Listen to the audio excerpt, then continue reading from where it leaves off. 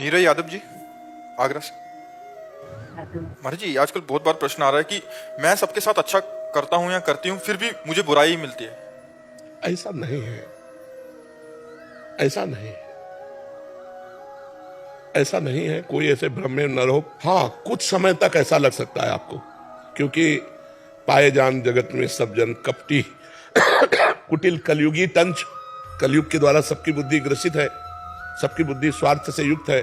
तो आप हित करेंगे और वो हो सकता है आपका अहित करने की बात सोचे, आपको कटवचन बोल दे, आपका एहसान न माने, लेकिन जो सर्वलोक महेश्वर भगवान देख रहा है कि आपने उसके साथ अच्छा किया है, वो जब आपका अच्छा करेगा तो फिर हमें लगता है धैर्य रखना चाहिए।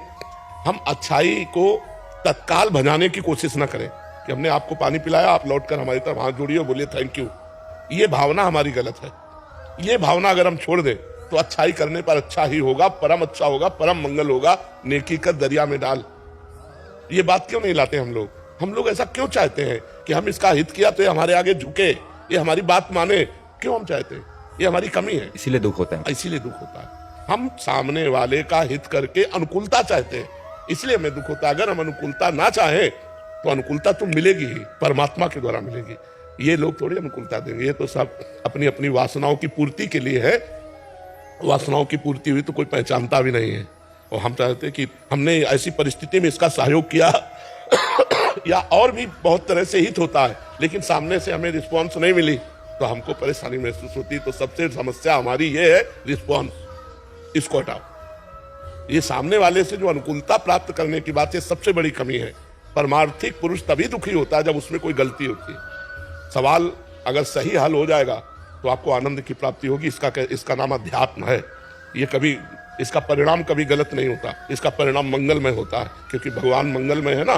तो हमसे त्रुटि हो जाती है। अब जैसे हम किसी का हित करके उसके परिणाम स्वरूप अनुकूलता चाहते हैं, अब वो ना देगा तो हमें लगेगा कि यार हम जो किया वो सब व्यर्थ चला गया। व्यर्थ नहीं गया, परमात्मा देख रहा है। सच्चे परमार्थी तुम हो अगर हित करने वाले, तो तुम्हें केवल भगवान से चाह करनी चाहिए कि अनुकूलता तो भगवान देगा। ये क्या देंगे? हमें भगवान ने अवसर दिया, हम इनको अनुकूलता दे देते, अनुकूलता की मांग नहीं करते। तो देखो अभी हृदय आनंदित हो जाएगा। और ऐसे तो स्वार्थी संसार है ही, जब तक स्वार्थ बनेगा तब तक वो ऐसे रहेगा। जिस दिन पता चला कि स्वार्थ पूरा हुआ तो तुम्हें कुछ नहीं समझेगा। और तुम देखोगे ये वही है जिसके साथ मैंने इतना हित किया, फिर जलोगी।